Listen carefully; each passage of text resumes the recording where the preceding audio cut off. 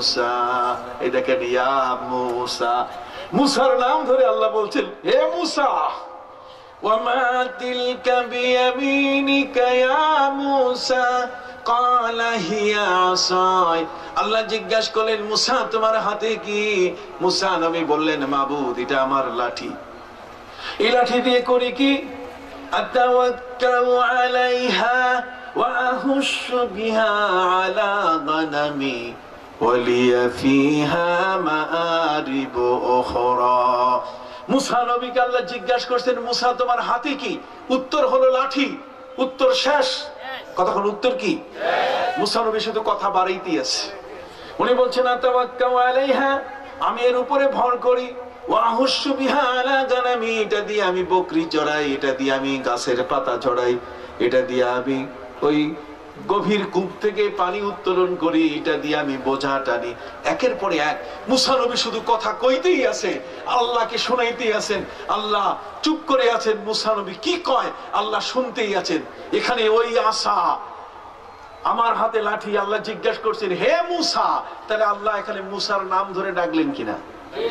একটু কথা কল। মুসার নাম ধরে কি ডাকছেন? ক্বালা হিয়া আসাই, তিনি উত্তর দিলেন এটা আমার হাতে লাঠি। আমি তুরস্কের তোপকাপি মিউজিয়ামে গেলাম, যাওয়ার পরে মুসা আলাইহিস সালামের এই লাঠিটা দেখে আসলাম, যে লাঠির ওয়াজ করতেছি। ভাইরা আমার, লাঠির বিবরণ শুনলে আপনি অবাক হয়ে যাবেন। এই লাঠিটা অজগর হয়ে গিয়েছিল, যে লাঠির সম্পর্কে আল্লাহর কাছে মুসা নবী শুধু কইতেই আছেন যে আমি এটার উপরে ভর করে করে হাঁটি, বৃদ্ধ মানুষ। আমার নবী বলেন অফিল আসা সিত্ত ফিসালিন, লাঠির মধ্যে 6টা গুণ আছে। কয়টা? আর একটু জোরে বলতে হবে কয়টা? এই 6টার মধ্যে একটা হলো এটা দেখলে শয়তান ভয় পায়। নবী বলছেন লাঠি দেখলে শয়তান আর কাছে আসে, মুনাফিক সোজা হইয়া যায়। 2 নম্বর হলো এই লাঠিটা যদি থাকে তাহলে হিংস্র প্রাণীর হাত থেকে রক্ষা পাওয়া যায়। লাঠি যদি থাকে তাহলে প্রয়োজন এটা বোঝা বানাইয়া, বোঝাগুলো 2 প্রান্তে ঝুলাইয়া এটাকে নিয়ে যাওয়া যায়। কি বলেন ঠিক কিনা? প্রয়োজন হলে উযু ইস্তেনজার জন্য, তায়াম্মুমের জন্য মাটির মধ্যে লাঠির মাথা ঢুকাই দিয়া সেখানে মাটি উঠাইয়া তায়াম্মুম করা যায়। কি বলেন ঠিক কিনা? এটার সবচেয়ে বড় উপকার হলো মুনাফিকের হাতে একজন বিচারক যখন একটা লাঠি হাতে রাখে তখন কিন্তু মোটামুটি সামনে যারা মুনাফিক আছে ওটা সোজা হয়ে যায় যে কোন সময় সাপাং সাপাং শুরু হয়ে যায়। কথা বুঝতে পারছেন? এই জন্য আল্লাহ পাক রব্বুল আলামিন নবীর হাতে কি দিবেন? লাঠি। হান্ডারওয়ালা নবী, টান্ডাওয়ালা নবী, একটা যদি পড়ে তাহলে 100টা আন্ডার মজা হয়ে যাবে। কথা বুঝতে পারছেন? জীবনের মতো খবর হয়ে যাবে। হযরতে নবী মুসা আলাইহিস সালামকে আল্লাহ তাআলা যে লাঠিটা দিলেন, সেই লাঠিটা আমার 2টা আঙ্গুলে একসাথে করলে, 2 বৃদ্ধাঙ্গুলি একসাথে করলে যতটুকু মোটা, লাঠিটা ঠিক ততটুকু কি মোটা। এটা হচ্ছে কান বরাবর উঁচু, এটার সামনের মাথাটা একটা কঞ্চি, কঞ্চি বুঝেন? মানে ছোট্ট একটা 8 আঙ্গুলের কঞ্চির মতো বাড়ানো। তার মানে পিটাইলে ওই গোড়ালিটা যদি একটু জাগা মতো লাগে তাহলে সে রাজা বাদশাহ ফেরান হোক না কেন জীবনের মতো হেদায়েত হয়ে যাবে। কথা বললা। নবী মুসা আলাইহিস সালামের হাতে ছিল লাঠি, সেই লাঠি আল্লাহ তার নাম ধরে ডেকে বলছেন ওয়ামা তিলকা বিয়ামিনিকা ইয়া মুসা। মুসা তোমার হাতে কি? তাহলে এখানে নাম কার নিলেন? মুসা। আসেন মহাগ্রন্থ আল কোরআনের মধ্যে আল্লাহ ঈসা নবীর নাম ধরে ডাকতেছেন। وَإِذْ قَالَ اللَّهُ يَا عِيسَى, আল্লাহ ডাক দিয়ে বলছেন রে ঈসা, আনতা কুলতা লিন-নাসি ইত্তাখিজুনি ওয়া উম্মি ইলাহাইনি মিন দুনিল্লাহ। আল্লাহ ডাক দিয়ে বলছেন ঈসা তুমি কি মানুষগুলোকে বলছো যে আমার এবং আমার মা দুইজনকে আল্লাহ বানাও? কথা কোন? দুইজনকে কি আল্লাহ? আপনি শুনেন, আমি মিশিগানে অর্থাৎ কানাডার পাশে আমেরিকার যে জায়গাটা সেটার নাম হলো মিশিগান। মিশিগান হচ্ছে কানাডার বর্ডার, ওই পাশে কানাডার উইন্ডজোর, 3 ঘন্টার ড্রাইভ হচ্ছে টরন্টো। কথা বুঝতে পারছেন? সম্মানিত সুধী, মিশিগানে যাওয়ার পরে আমার কলিগদেরকে বললাম যে দেখো আমি তো মুসলমান, জীবনে কোনোদিন পাদ্রীদের গির্জায় কখনো প্রবেশ করি নাই, তোমরা যদি আমাকে পাদ্রীদের এই গির্জাগুলো চার্চগুলোতে যদি একটু প্রবেশ করো আমি দেখবো কি আছে ওর ভিতরে। কথা কর না। সম্মানিত সুধী, সেদিন ছিল রবিবার, কতক্ষণ উইকেন্ডে, সেদিন তাদের প্রেয়ার ডে, সেদিন তারা তাদের প্রার্থনার জন্য সবগুলো ওখানে উপস্থিত হয়। মিশিগানের বিশাল গির্জার মধ্যে, সেখানে তারা আমাকে নেওয়ার চেষ্টা করলো। ওদের যে পাপা আছে, পাপা বুঝেন, পাদ্রি ইমাম সাহেব, ওদের পাদ্রির কাছে বলল যে আমাদের মেহমান এসছে, একটু দেখবে। তারা বলছে নো, এলাউড নয়, আমাকে তারা গ্রহণ করছে না। শেষ পর্যন্ত তারা পরিচয় দিল যে ইজ আওয়ার পিস্ট, উনি আমাদের পীর বুঝেন, তার মানে সেন্ট শব্দ, যেমন saint Joseph, that means saint মানে হচ্ছে সাধু, সেন্ট মানে কি সাধু। আমারে কইলে যে উনি আমাদের সাধু মানুষ, কথা বুঝতে পারছেন? আমি কি কথা কইলেন, আমি সাধু না, খবরদার আমাকে এ কথা আপনারা বলবেন না, কারণ এই শব্দগুলোর মধ্যেই কিন্তু আবরণ আছে, কথা কন না। আমি যখন জলপাইগুড়িতে ইন্ডিয়ায় বক্তব্য দিচ্ছিলাম, তখন আমার সভাপতির চেয়ারে বসা ছিলেন বাবু জগদীশ চন্দ্র রায়, আর যিনি আমার নাম ঘোষণা করলেন তার নাম হলো বড়ুয়া। আমার নাম ঘোষণা করতে গিয়ে বলছেন যে এখন আপনাদের সামনে বক্তব্য দেবেন বাংলাদেশ ঢাকা থেকে আগত শ্রীযুক্ত হযরত মাওলানা কাফিল উদ্দিন সরকার। আমি বললাম সর্বনাশ, খালি তিলকটা বাকি আছে, কতক্ষণ বাকি যা আছে সব কইয়া থুইছে। সম্মানিত সুধী ভাইরা আমার, ইসলামের যে মহান আদর্শ যখনই একটু ব্যতিক্রম হয়, তখনই একজন মুসলমান সেটা কখনোই মেনে নিতে পারে না, মেনে নিতে পারে না। সম্মানিত সুধী, আমি ভিতরে ঢুকলাম, বিশাল গির্জার ভিতরে। এই গির্জা, এটা এমন একটা গির্জা যে গির্জায় অন্তত পক্ষে কয়েক হাজার খ্রিস্টান বসতে পারে। ওদের তো কোনো জায়নামাজ নাই, মুসলমানের জন্য মুসল্লা জায়নামাজ। ওয়াত্তাখিযু মিন মাকামি ইব্রাহিম মুসাল্লা। আল্লাহ পবিত্র কোরআন মজিদে নামাজের জায়নামাজটাকে তিনি মুসল্লা বানাই দিয়েছেন। এটাকে কোরআনের মুসল্লা মানে নামাজের জায়গা, জায়নামাজ, জায় মানে জায়গা, আর নামাজ মানে নামাজের জায়গা। এটা ফার্সি শব্দ। জায়নামাজ মানে কি? নামাজের জায়গা। এটার নাম হলো জায়নামাজ। কথা বুঝতে পারছেন? সম্মানিত সুধী ভাইরা আমার, মুসল্লা নাই, বরং কতগুলো বেঞ্চ বসানো, হাই বেঞ্চ এবং লো বেঞ্চ। হাই বেঞ্চ এবং লো বেঞ্চ সেখানে বসা, এবং দুই পাশে ওদের বাইবেল ঝুলানো। আমি দেখেছি যে ওদের যে ইয়েগুলো, এই হোটেলগুলোতে, ওদের হোটেল আছে, মোটেল আছে। হোটেল আর মোটেলের মধ্যে দুইখানেই আমি প্রবেশ করছি। তার কারণ হচ্ছে আমি হচ্ছি ভূপর্যটক, আমাকে দেখতে হবে সারা পৃথিবীর কোথায় কি লুকায় আছে, কে কোন জায়গায় লুকায় রেখেছেন, না হলে তো আমি কোরআনের ব্যাখ্যা সহজভাবে উপস্থাপন করতে পারবো না। সম্মানিত শুধু ওদের হোটেলগুলোতে পর্যন্ত আমি গিয়েছি, তাদের মোটেলগুলো আমি দেখেছি। এই হোটেল মোটেলের মধ্যে গিয়ে দেখেছি প্রত্যেকটা বর্ডার, যারা সেখানে রাত্র থাকেন, ঘুমান, কথা কন, এই বর্ডার এর পাশে যে টেবিলের মধ্যে সবার টেবিলে বাইবেল রাখা। ওদের পাদ্রীগুলোর, ওদের যে বেঞ্চ, ওদের চার্চ এবং সেই গির্জার ভিতরে বেঞ্চগুলোর দুই দিকে বাইবেল ঝুলানো অবস্থায়। আমি ওদেরকে জিজ্ঞেস করলাম যে তোমরা এগুলো ঝুলাই রাখছো কেমনে? ওরা বলছে দেখো, তোমাদের মসজিদে তো এখনো মুসল্লি এত বেশি পরিমাণে যে দিন দিন মসজিদে তোমাদের মুসল্লি বাড়তেছে, আর আমাদের শুধু সব গির্জা ছেড়ে পালাই যাইতেছে। গির্জায় এখন কিছু নাই, কাজে গির্জায় যে বাইবেল, ওই বাইবেলটা এখন আমরা ট্রান্সফার করছি হোটেলে, যাতে হোটেলে যারা রাত্রে থাকতেছে অন্তত বাইবেলটা চোখে দেখলেও দেখুক যেটা টেবিলের উপরে আছে। কথা কর না, বাইবেলটা অন্তত চোখে দেখুক কোথায় আছে, টেবিলের উপরে। ওরা অবাক হয়ে বলল যে তোমাদের মসজিদ গুলোতে এখন মুসল্লিতে ভরপুর হচ্ছে কেন? আমাকে তারা নিয়ে গেল ওই আবারডিন হচ্ছে স্কটল্যান্ড, কথা বুঝতে পারছেন? স্কটল্যান্ডে নিয়ে গেল।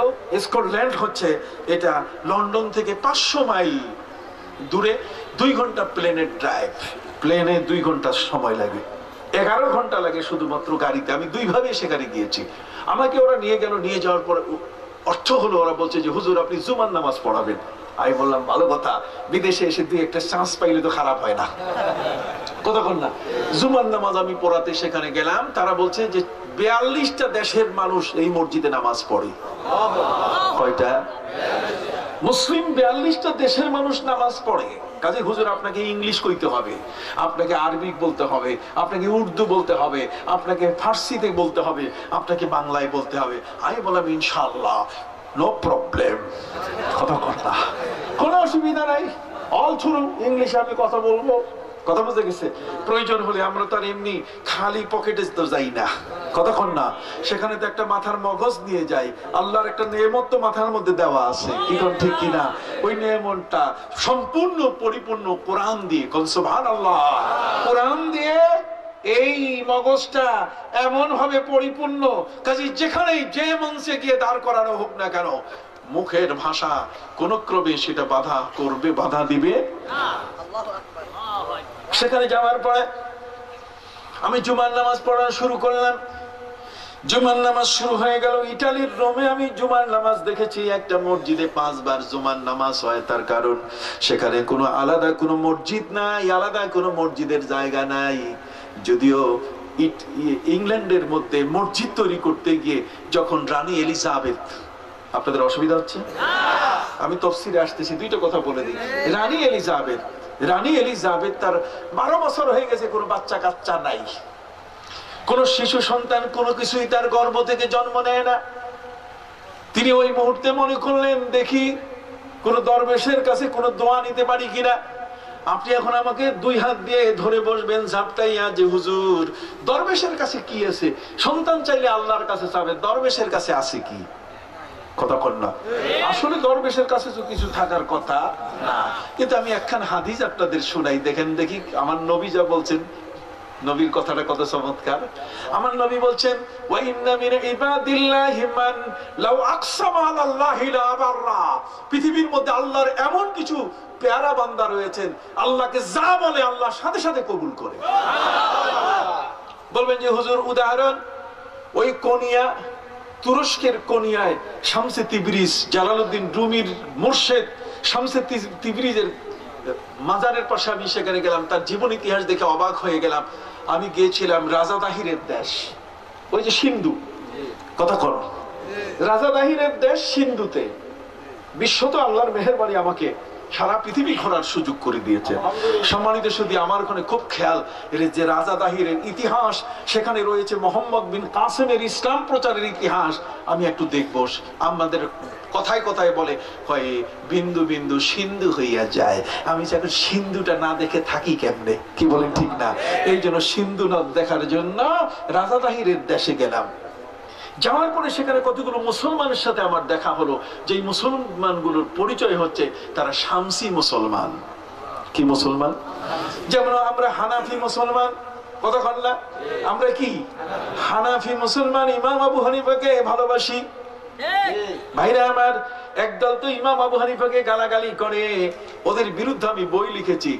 ইমামে আজম আবু হানিফা, হাদিস বিশারদ ওলিয়ে কামেল ইমাম আবু হানিফা, সাথে নিয়ে আসছি বিশাল বড় লম্বা বই। এটাকে ইমাম আবু হানিফাকে ছোট করে, খাটো করে। সম্মানিত সুধী, রাজা দাহিরের দেশে গিয়ে আমি পেলাম সেখানে শামসি মুসলমান। শামসি মুসলমান আমার বুঝে আসতেছিল না, শামসি মুসলমান তো বুঝে আসতেছিল না। এরা বলছে যে শামসি মুসলমান মানে এখানে ওই যে শামসে তিবরিজ, উনি এই এলাকায় এসেছিলেন রাজা দাহিরের দেশ, সিন্ধু নদ থেকে 10 মাইল দূরে। তিনি দেখলেন হিন্দুরা সিন্ধুতে যাইতেছে। তিনি জিজ্ঞাসা করলেন যে হিন্দুরা তোমরা সিন্ধুতে যাও কেন? ওরা বলছে আজকের দিনটা হলো জন্মাষ্টমী, আজকে হলো আমাদের পবিত্রতার দিবস। কাজে আমরা ছেলে মেয়ে বাচ্চা পরিবার পরিজন নিয়ে আমরা যাচ্ছি সিন্ধুতে, ওখানে পানিতে নিজেরা ডুব দিব, পানিতে ডুবাইয়া উঠলেই গুনাহ মাফ হয়ে যাবে। ওই গুনাহ মাফের জন্য, পাপ মুক্ত হওয়ার জন্য তোমরা সিন্ধুতে যাবে। সিন্ধু এখান থেকে 10 মাইল দূরে, তোমাদের কষ্ট হবে না? কষ্ট হলে করার কি আছে, তাও তো গুনাহ মাফ করে আনতে হবে। পানিতে চুবাইলে নাকি গুনাহ মাফ হয়, কথা বুঝতে পারছেন? ওখানে স্নান করতে যায়। উনি বলছেন তোমরা এত দূরে কষ্ট করে চান করতে যাবা, কি দরকার? আমি একটা কাজ করি। কই কি কর? কই সিন্ধু নদটা তোমাদের বাড়ির পাশে আইনা দেই।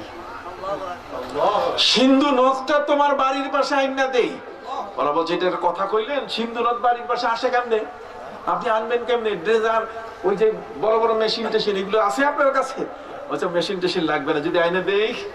আইনা দিলে কেমনে দিবেন? আমি যদি দেই, যে আপনি যদি দিতে পারেন তাহলে আপনি যা বলবেন তাই মানবো। তাহলে আমার আল্লাহকে মানতে হবে, আমার রসুলকে মানতে হবে।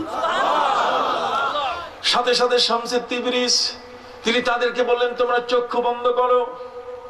চক্ষু বন্ধ করার পরে চক্ষু মেলে, চক্ষু খুলে দেখে সিন্ধু নদ তাদের বাড়ির পাশে চলে আসছে।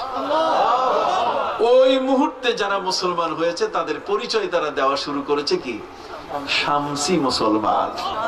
শামসি তিবরিজের কাছে মুসলমান হয়েছেন তারা। আল্লাহর ওলিদের ক্ষমতা, আল্লাহকে তারা যা বলেন আল্লাহ সাথে সাথে কি করেন, কবুল করেন। রানী এলিজাবেথ বাচ্চা নাই, 12 বছর। আমার নবীর সময় সাহাবীদের মধ্যে কোন একজন সাহাবী নবীর কাছে এসে বলছেন হুজুর আমার তো 12 বছর হয়ে গেল, বাচ্চা কাচ্চা নাই। নবী কোন তুমি ডিম খাও। কি খাইতে কইছে? ডিম খাইতে কইছে। ডিম খাও, ডিম খাইলে তোমার স্ত্রীর গর্ভে সন্তান এসে যাবে। 6 মাস খাইছে, কিচ্ছু খবর নাই। নবীজির কাছে এসে বলে হুজুর ঔষধ পাল্টাই দেন, এতক্ষণ না পা দিচ্ছেন, এখন আরেকটা কিছু বদল করে দেন। কতক্ষণ না ডাক্তার বলে তাহলে প্যারাসিটামল খাও। নবী বলছেন না, আমি জীবনে কোনোদিন প্রেসক্রিপশন বদল করি না, ডিম খাইতেই থাকো। সাহাবী ডিম খাওয়ার পরে আল্লাহ তাআলা তার স্ত্রীর গর্ভে সন্তানের ব্যবস্থা করে দিয়েছেন। সুবহানাল্লাহ। সম্মানিত সুধী ভাইরা আমার, রানী এলিজাবেথ 12টি বছর হয়ে গেল কোন সন্তানের মা হতে পারেন নাই। ভারতের শাহ বাহাদুর নামে দরবেশের কাছে চিঠি লিখলেন, দরবেশ তুমি আমার জন্য একটা ফু পাঠাই দাও, একটা ফু পাঠাই দাও। দরবেশ বলছে তো ফু পাইলা কই, তুমি শুনলা কোথায় যে ফু দিয়ে কিছু হয়? কই ফু দিয়ে হয় মানে? কই তোমাদের কোরআনের মধ্যে আছে। কোরআনের মধ্যে কি আছে? ফুয়ের কথা আছে। কই কোথায়? কই কোরআন মজিদের মধ্যে আছে। ঈসা নবী তিনি বলেছেন আন্নী রাসূলুল্লাহি ইলাইকুম আন্নী আখলুকু লাকুম মিনাত তিনি কাহায়াতিত তৈরি ফাআনফুখু ফীহি ফায়াকুনু তায়রাম বিইযনিল্লাহ। সুবহানাল্লাহ। ঈসা রূহুল্লাহ তিনি বলছেন যে আমি যদি মাটি দিয়ে পাখি তৈরি করি আর ওই পাখিটা দিয়ে যদি ফু দেই তাহলে সেটা জীবন্ত পাখি হয়ে উড়ে যায়।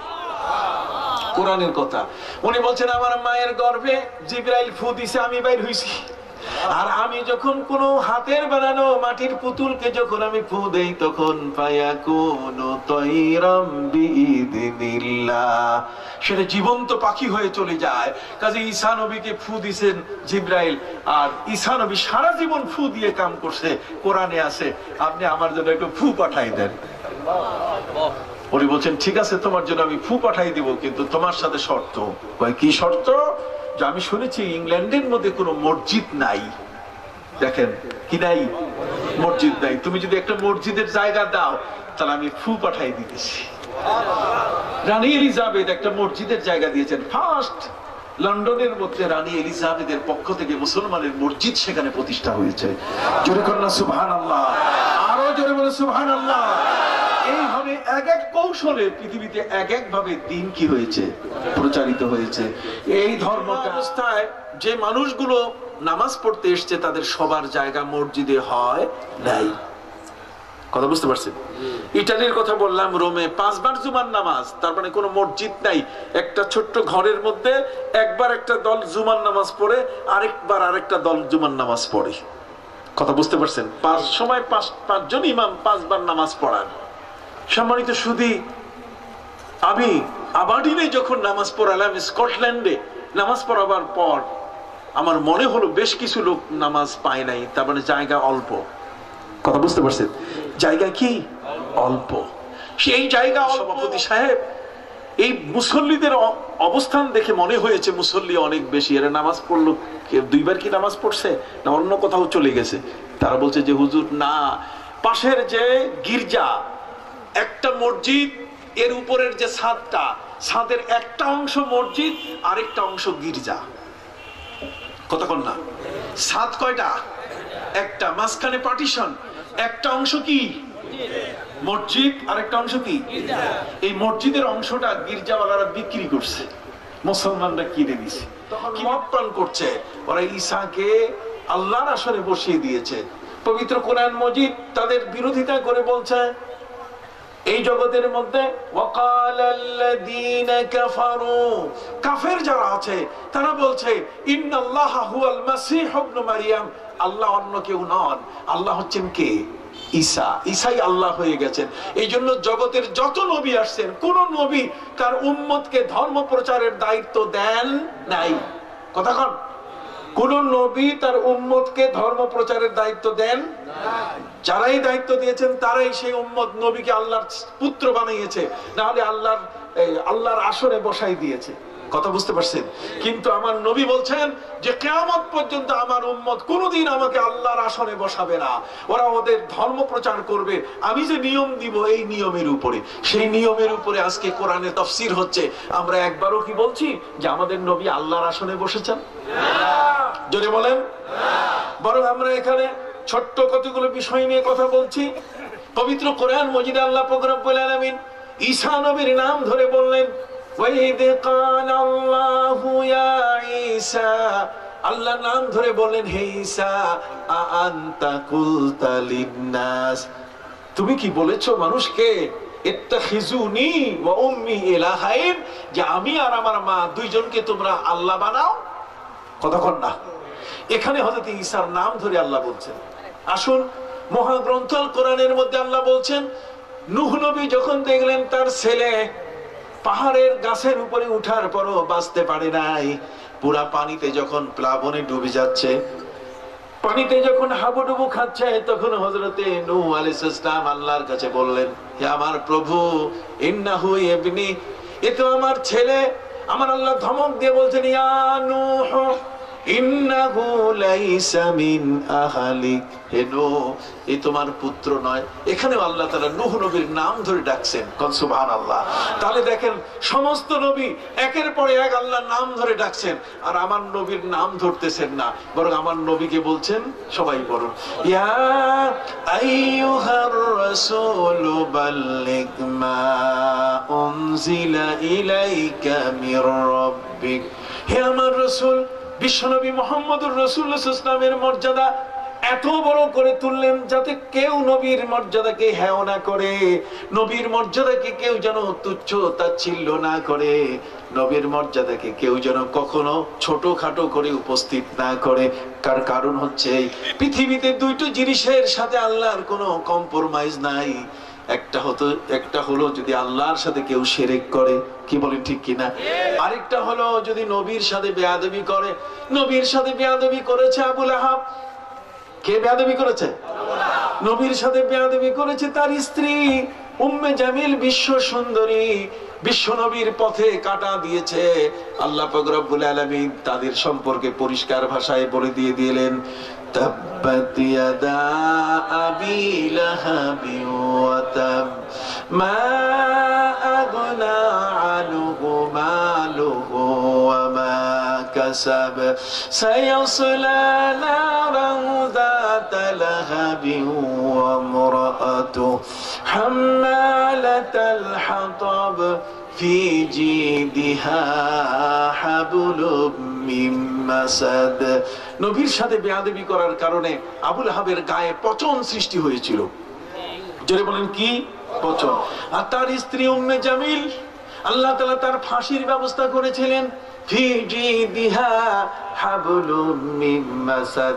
শুধু তাই নয়, বরং কোরআন বলছে হাম্মালাতাল হাতাব, আমি তার মাথার উপরে লাকড়ির বোঝা দিয়া সেই বিশ্ব সুন্দরীটার মাল ক্রোক করেছি, তার সকল সম্পদ সিজ করে নিয়ে মাথার উপরে জঙ্গলের সেই লাকড়িগুলো এর বোঝা মাথায় দিয়া মানুষের দুয়ারে দুয়ারে ঘুরাইছি। যেহেতু বেয়াদবি করছে কার সাথে? আমার নবীর সাথে। নবীর মান অনেক বড়, নবীর শান কি অনেক বড়। সেই নবী যেই সম্মান যেই শানের উপরে তিনি এসেছেন, সেই নবীকে আল্লাহ বলছেন বাল্লিগ মা উনজিলা ইলাইকা মির রাব্বিক, আল্লাহর পক্ষ থেকে আপনাকে যে দায়িত্ব দেওয়া হয়েছে সেই দায়িত্ব আপনি পালন করুন। এখন আসুন বিশ্বনবী তার কি কি দায়িত্ব পালন করলেন। আমার নবীর উপরে অর্পিত দায়িত্ব কি? আমার নবীর উপরে সবচেয়ে বড় অর্পিত দায়িত্ব হলো 600 বছরের পৃথিবীতে ধ্বংস হয়ে যাওয়া সমাজকে আবার নতুন করে ইসলামী সমাজে পরিণত করা। সুবহানাল্লাহ। 600 বছরের যেই পরিবার ধ্বংস হয়েছে সেই পরিবারটাকে নতুন ভাবে তাদেরকে নতুন পথের দিশা দেওয়া। বিশ্বনবী মুহাম্মদুর রাসূলুল্লাহ সাল্লাল্লাহু আলাইহি ওয়াসাল্লাম 600 বছর, ঈসা নবীর পর থেকে আমার নবী পর্যন্ত 570 বছর, তার মানে প্রায় 600 বছর মানুষের মধ্যে কোনো মানবতা ছিল না, মনুষ্যত্ব ছিল না। কোরআন বলে দিয়েছে ওয়াইদা বুশিরা আহাদুহুম বিল উনসা যাল্লা ওয়াজহুহু মুসওয়াদ্দান ওয়া হুয়া কাযীম। সমাজের মধ্যে কারো ঘরে যদি কন্যা সন্তান জন্ম নিত, সেই কন্যা সন্তানকে বাবা তাকে বুকে নিয়ে সে গ্লানি নিয়ে বেঁচে থাকতো, অথবা আয়ুমসিকুহু আলা হুনিম আম ইয়াদুসসুহু ফিত তুরাব, অথবা তাকে জীবন্ত মাটিতে পুঁতে ফেলতো। কথা কর না? আরব সমাজের মধ্যে জীবন্ত পুঁতে ফেলা, মানুষকে পুঁতে ফেলা, এটা কত বড় জঘন্যতম একটা কাজ। কথা কর। শুধু তাই নয়, বরং এই বর্বর কাজ 1995 সাল পর্যন্ত চালু ছিল। এই 1995 সাল পর্যন্ত ভারতের পার্লামেন্ট যতক্ষণ পর্যন্ত আইন পাশ করে নাই, ততক্ষণ পর্যন্ত সেখানে স্বামীর চিতায় স্ত্রীর সহমরণকে তারা বাধা দিয়ে আটকাইতে পারে নাই। কথা বল। সম্মানিত সুধী ভাইরা আমার, স্বামী মরে গেছে আর স্বামীর চিতার মধ্যে তার স্ত্রীকে সহমরণে বাধ্য করা হতো। এই হিন্দু সমাজের মধ্যে দীর্ঘদিন পর্যন্ত এই আওয়াজ চলে আসছিল। 1995 কয়দিন হলো? কথা বল। এই 1995 সালে ভারতের পার্লামেন্ট আইন করলো, সে আইনের প্রেক্ষিতে এখন আর ওইভাবে সহমরণে কেউ উৎসাহ দিতে পারে না। কিন্তু তারপরেও তো নারীর জীবন শেষ। কথা বল। নারীর জীবন কি শেষ? নারীর জীবন শেষ কেমনে? যেমন ওই নারী যে স্বামী মারা গেছে, ওই মহিলার জীবনে কারোর সাথে বিয়ে বসতে পারবে না। এই জন্য তাদের বিধান হচ্ছে, সনাতন হিন্দু ধর্মের বিধান হচ্ছে, তার মাথা নেড়ে করে রাখতে হবে।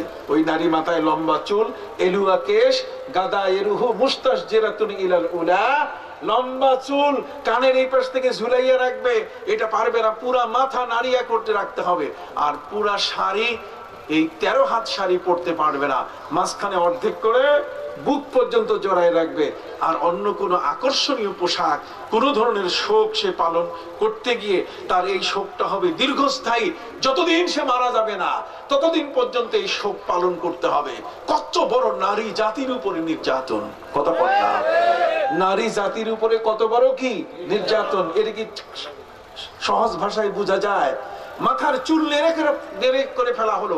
একটি যুবতী নারী 16 বছর বয়সে তার স্বামী হারা হয়ে গেলেন।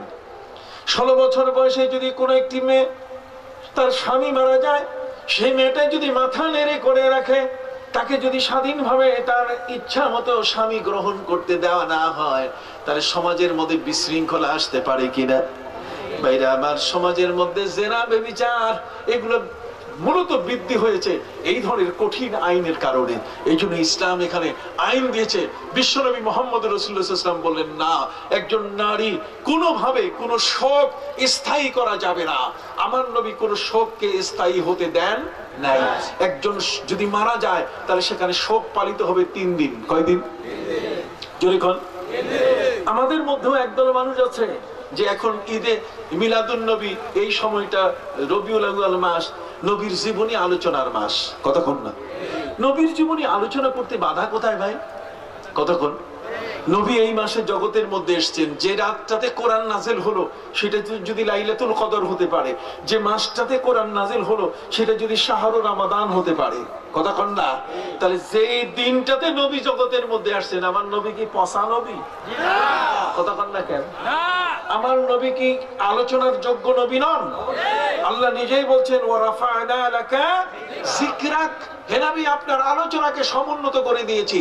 আমি বুঝি না, আমার এটা বুঝে আসে না, আমাকে সহজে বুঝাইলেও সহজে বুঝানো কঠিন হয়ে যাবে। তার কারণ হচ্ছে এই বনি ইসরাইল সম্প্রদায়কে আল্লাহ বলছেন কি চমৎকার! দেখেন, আল্লাহ বলছেন, ইয়া বনি ইসরাঈল আযকুরু নি'মাতি আল্লাতী আন'আমতু আলাইকুম ওয়া আন্নী ফাদ্দালতুকুম আলাল আলামিন। আল্লাহ বলেন বনি ইসরাইল সম্প্রদায় আমার নেয়ামত তোমাদের উপরে যা আছে তোমরা আলোচনা করো, চর্চা করো। কতক্ষণ না আলোচনা করতে, চর্চা করতে বনি ইসরাইলকে আল্লাহ বলছেন কেন? তার মধ্যে একটা নেয়ামত কি, যে ফেরাউনের হাত থেকে আশুরার দিনে হযরত মূসা এবং তার কওমকে বাঁচার ব্যবস্থা করে দিয়েছেন আল্লাহ। এটা বিরাট বড় ধরনের একটা নেয়ামত। কন্যা সুবহানাল্লাহ। এই নেয়ামতটাকে তাদের চর্চা করার জন্য আল্লাহ বলছেন। আর সেই চর্চা করতে যাইয়া ইহুদিরা আশুরার দিনে রোজা রাখে। নবীজি যখন মদিনায় গেলেন তিনি দেখলেন সেখানে ইহুদিরা রোজা পালন করছে। তিনি তাদেরকে জিজ্ঞেস করেন কিসের রোজা এটা? তারা বলছে ইন্নাহু ইয়াউমুন আযীম আনজাল্লাহু ফীহি মূসা ওয়া কওমা ওয়া গাররাকা ফিরআউনা ওয়া কওমা। আজকের দিনে মূসা এবং তার কওমকে আল্লাহ তাআলা নাজাত দিয়েছেন, আর স্বৈরাচারী সরকার ফিরআউন এবং তার দলকে পানিতে ডুবাইয়া মিশরের পিরামিডে শুটকি বানায় রাখছেন। কাজে এই দিনটা হলো ফানাহনু নাসুমুহু শুকরা, আমরা আল্লাহর শুকরিয়া জ্ঞাপন করতে, কৃতজ্ঞতা জ্ঞাপন করতে এই দিনটাতে আমরা রোজা রাখি। তাহলে কোথায় 5000 বছর আগে কথা কন। আর সেই দিনের রোজা আমার নবী বলছেন লাইন বাকিতু ইলা আমিন কাদিমিন লা আসুম্মান্নাত তাসিআ, যদি আমি আগামী বছর বেঁচে থাকি তাহলে আমি অবশ্যই এই 10-এর সাথে 9 তারিখ মিলে 2 দিন কি রাখবো। তাহলে 2 দিনের রোজা রাখা স্মৃতি কিসের? ওই হাজার হাজার বছর আগে যে ঘটনাটা ঘটেছে সেই ঘটনাটাকে জীবন্ত রূপ দেওয়া। জোরে কন্যা জীবন্ত কি? এটা বিজয়ের মাস। জোরে বলে এটা কি? এই দেশটা স্বাধীন হয়েছে এই মাস। এখন বিজয় দিবস হচ্ছে 16ই ডিসেম্বর। আপনি 16ই ডিসেম্বর কোনো আলোচনাই করলেন না। কেমনে দেশটা আসলো, কেমনে জন্ম নিল, কিভাবে নারীর ইজ্জত হরণ হলো, কি কত মানুষ শাহাদাত বরণ করলেন, এই দেশটা স্বাধীন করার জন্য রক্ত দিল কত মানুষ। লাল সবুজের পতাকাটা আপনি বিশ্লেষণ করলেন না, লাল কেন সবুজ কেন আপনি আপনার প্রজন্মকে বুঝালেন না। তাহলে এই প্রজন্ম মনে করবে কি এটা বোধহয় কোন একজন পীর সাহেব ফু দিছে আর বাংলাদেশ হইয়া গেছে। কথা বল না, কোন একজন পীর সাহেব মনে করে ফু দিয়েছেন বাংলাদেশ হয়ে গেছে। কথা কন না, না হলে এটা উরির সরের মতো একটা সর জেগে উঠছে আর আমরা টুপিওয়ালা দাড়িওয়ালা মানুষগুলো বিভিন্ন খান থেকে এসে বাস করা শুরু করছি। এইটা কি বলেন? জোরে বলেন এই নাকি?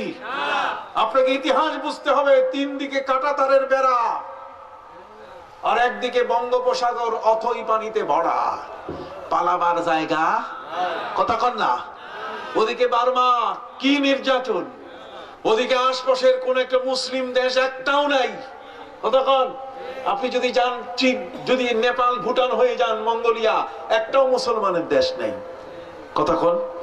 সম্মানিত সুধী ভাইরা আমার, তারপরও এই বাংলার জমিনে হযরত মাওলানা মুখলিসুর রহমান সাহেবের মতো এই ধরনের আলেম ওলামা এই এলাকার মানুষদেরকে নিয়ে 3টা গ্রামকে একত্রিত করে আজকের যে কোরআনের তাফসীর হচ্ছে, যে এই জমিনের মধ্যে তেতুলিয়া থেকে টেকনাফ পর্যন্ত 3,44,000 মসজিদে আজান হচ্ছে। সুবহানাল্লাহ। সেই দেশটা পৃথিবীর কোন জায়গায় দেখবেন না। আমার চেয়ে বড় সাক্ষ্য আপনাকে কেউ দিবে না, আমার চেয়ে বড় সাক্ষী নাই পৃথিবীর কোথাও আপনি দেখবেন না। আমেরিকায় আমরা মাসের পর মাস চলি, একটা আজানের শব্দ শোনা যায় না। আর এখানে যদি কোনো হিন্দু, কোনো বৌদ্ধ, কোনো খ্রিস্টান, কোনো ইহুদিকে যদি জিজ্ঞাসা করেন যে আজকে আজান শুনছো কিনা, তাহলে সে বলবে যে মুসলমানের আজান আমার কানে শোনা গেছে। কতক্ষণ এই বাংলার মাটিতে প্রতিটি ঘরে যখনই কোনো শিশু জন্ম নেয় তখনই সেই শিশুর ডাইন কানে আজান আর বাম কানে কি হয়? ইকামত হয়। আর লন্ডন, আমেরিকা ওই সমস্ত এলাকায় আপনি যান, শিশু জন্ম নিলে আজান পাবে কই? মুখের মধ্যে মদ ঢেলে দেয়, কয় খা জম্মের খা, খাওয়াই দেয় জম্মের মতো। জীবনে সে মদ খাইয়া বাঁচবে, মদটা তার মুখের মধ্যে। এই কোরআনের তাফসীর এই বাংলাদেশের মধ্যে এখন বর্তমান 2 থেকে 2.5 লক্ষ মাহফিল হচ্ছে। কত? সুবহানাল্লাহ কইবেন না? 2 থেকে 2.5 লক্ষ মাহফিল, মসজিদের খতিবদের আলোচনা, সেমিনার, সিম্পোজিয়াম, কত ধরনের ইসলামী লিখনী, সাংস্কৃতিক অনুষ্ঠান, আজান প্রতিযোগিতা, নবীর জীবনী আলোচনা, এগুলো যত বেশি হবে তত আমার ইসলাম কি হবে? মজবুত হবে। আপনি কি চান যে ইসলামটা ওই বর্ডারে হোটেলের মধ্যে যাইয়া কোরআনটা শুধু ঝুলন্ত অবস্থায় থাকুক, আর দেখবে যে না ওরা তো মসজিদে ওরা তো যাইতেছে না, কাজে কোরআনটা দেখে বুঝুক যে এটা আমাদের কোরআন। ইসলামকে এইভাবে শুধুমাত্র শিখিয়ে তোলে, শুধুমাত্র হাফেজ সাহেবের পেটের মধ্যে কোরআনটাকে বুকিং করে রাখার নাম কি ইসলাম? হাত উঁচু করে বলে এটার নাম কি ইসলাম? এই জন্য আমার নবীকে আল্লাহ বলছেন, ইয়া আইয়ুহার রাসূল বাল্লিগ মা উনজিলা ইলাইক মির রাব্বিক। ঘরে বসে থাকার কোনো সুযোগ নাই। জোরে বলেন, ঘরে বসে থাকার সুযোগ নাই। আমার নবীজি একবার কোরআন ভুলে গেলেন, কোরআনের সূরা তওবা তিনি ভুলে গেলেন, বিশাল একটা অংশ। সূরা তওবা এটা সূরা বাকারার মতো লম্বা ছিল। কথা বলেন, সূরা তওবার লম্বা ছিল কি? সূরা বাকারার মতো বিশাল একটা সূরা ছিল। আমার নবীজি তেলাওয়াত করতে গিয়ে দেখেন এই সূরাটার অর্ধেক নাই। তিনি চিন্তায় পড়ে গেলেন, হায় রে, কোরআন আমার উপর আমানত, সেই কোরআন যদি আমি ভুলে যাই তাহলে আমি আল্লাহর কাছে কি জবাব দেব, জাতির কাছে কি জবাব দেব? সাথে সাথে তিনি জিবরিল আমিনকে তার চেম্বারে থাকা অবস্থায় ডাকলেন। জিবরিল আমিন সিদরাতুল মুনতাহায়, আমার নবী তাকে ডাক দিয়ে বললেন, ব্রাদার জিবরিল, কামসার ভাই জিবরাইল, তাড়াতাড়ি আসো। জিবরিল আমিনের 600 পাখা সবগুলো একসাথে খুলে দিলে নবীর মদিনায় আসতে সেকেন্ড সময় লাগে না। জিবরিল আমিন আমার নবীর খেদমতে হাজির হয়ে বললেন, হুজুর, কি জন্য আপনি ডেকেছেন, এত তাড়াহুড়া কেন? আল্লাহর নবী বললেন, ভাই জিবরিল, তুমি একটু দয়া করে সূরা তওবাটা পড়ো তো। জিবরিল আমিন সূরা তওবা পড়তে গিয়ে অতটুকু তিনি পড়তে পারলেন যতটুকু আমার নবীর জানা ছিল। নবীজি বললেন, জিবরাইল ভাই, এটা তো আরো লম্বা ছিল। জিবরাইল বলছে, হুজুর আসলে তো লম্বা ছিল, গেল কই? নবীও পায় না, জিবরাইলও পায় না। নবীজি বলছেন, রা জিবরিল ভাই, তুমিও আমিন আমিও আমিন, দুইজনের নাম আল্লাহ কোরআনের মধ্যে লিখে দিয়েছেন। কন্যা সুবহানাল্লাহ। আমি তো 40 বছর পর্যন্ত সবার কাছে আলামিন ছিলাম, কিন্তু 40 বছরের পর যখন আমি আল্লাহর একত্ববাদের দাওয়াত তাদেরকে দেওয়া শুরু করলাম, তখন ওরা আমার আলামিন নাম কেটে দেওয়া শুরু করলো। আমি আর তাদের কাছে বিশ্বাসী নই। তখন তারা আমাকে পাথরের ঢিল দিয়ে অজ্ঞান করার পথ বেছে নিয়ে নিল। আমি যেন তাদের হাতে বন্দী হয়, অথবা তারা যেন আমাকে হত্যা করে ফেলে, অথবা তারা যেন আমাকে এখান থেকে কিক আউট করে দেয়, মক্কার জমিন থেকে বের করে দেয়। ওরা আমাকে নিয়ে ষড়যন্ত্র শুরু করলো। পবিত্র কোরআন বলছে, মহাগ্রন্থ আল কোরআনের মধ্যে আল্লাহ পাক রব্বুল আলামিন বলেন, وَإِذْ يَمْكُرُ بِكَ الَّذِينَ كَفَرُوا لِيُثْبِتُوكَ أَوْ يَقْتُلُوكَ أَوْ يَخْرُجُوكَ يَمْكُرُونَ اللَّهَ يَمْكُرُونَ وَيَمْكُرُ اللَّهُ وَاللَّهُ خَيْرُ الْمَاكِرِينَ। কাফিররা সিদ্ধান্ত নিতে পারছিল না যে নবীকে নিয়ে তারা কি করবে। তারা বলছে যে আমরা লিয়ুসবিতুকা, তাকে বন্দী করে ফেলবো, আও ইয়াকতুলুকা, অথবা তারে হত্যা করব, আও ইউখরিজুকা, অথবা মুহাম্মদকে দেশান্তর করে ফেলবো, তাকে এই দেশে আর থাকতে দিব না। কোন সিদ্ধান্ত নিতে পারছে না। আমার আল্লাহ বলেন, না, তোমাদের সিদ্ধান্তে কাজ হবে না। আমার নবীকে তোমাদের থেকে আমি, তোমাদের কবল থেকে আমি বের করে নিচ্ছি, পারলে ঠেকাও। আল্লাহু ইয়াসিমুকা মিনান নাস। আজকের আয়াতের মধ্যে আছে, আল্লাহু ইয়াসিমুকা মিনান নাস। জগতের মধ্যে যত নবী এসেছেন, কোন নবী হায়াতের কসম আল্লাহ খান নাই, কোরআনে কোথাও নাই। আল্লাহ তাআলা বাতাসের কসম খেয়েছেন, আল্লাহ তাআলা ফজরের কসম খেয়েছেন, আসরের কসম খেয়েছেন, ফিরিস্তার কসম খেয়েছেন, মক্কার জমিনের কসম খেয়েছেন, সন্তান পিতা পুত্রের কসম তিনি খেয়েছেন, কিন্তু কোন নবীর হায়াতের কসম খান নাই। আল্লাহ বলেন, আমার নবীর হায়াতের কসম খেয়েছি, তার মানে আমার নবী কোরআন যেমন বহাল, নবীর হায়াতও তেমন বহাল। আল্লাহ বলেন, লা আমরুকা ইন্নাহুম في سكرتهم يعمهون মহাগ্রন্থ আল কোরআনের মধ্যে সূরা আল হিজরের মধ্যে আল্লাহ পাক রব্বুল আলামিন সেখানে নবীর কসম খাচ্ছেন। কসম খেয়ে তিনি বলছেন, হে নবী, আপনার হায়াতের কসম করে আমি আল্লাহ বলছি। সুবহানাল্লাহ। আপনার হায়াতের আমি কি কসম করে বলছি, আমি আপনি এমন এক নবী, এই জগৎ সারা পৃথিবীর মধ্যে যতই প্রলয় কাণ্ড ঘটুক না কেন, আমি আপনাকে মডেল করে জগতের মধ্যে পাঠাতে চাই। জগতের মানুষ যেন আপনাকে অনুসরণ করে এই পৃথিবীর মধ্যে সকল অন্ধকার থেকে যেন মুক্তি লাভ করতে পারে। জোরে বলেন সুবহানাল্লাহ। সব ধরনের অন্ধকার থেকে যেন মুক্তি লাভ করতে সক্ষম হয়।